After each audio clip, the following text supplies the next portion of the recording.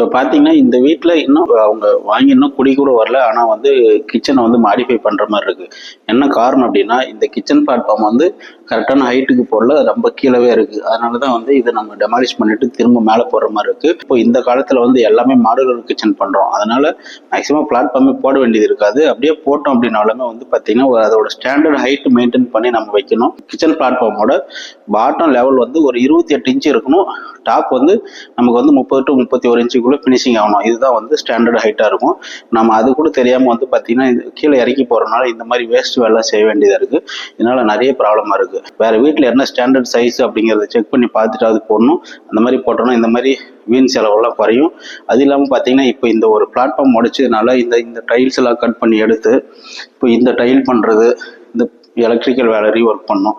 அதே மாதிரி இங்கே பிளம்பிங் ஒர்க் ரீஒர்க் பண்ணணும். அந்த கேஸ் ஹோல்ஸ் அது திரும்ப மேலே ஏற்றணும்.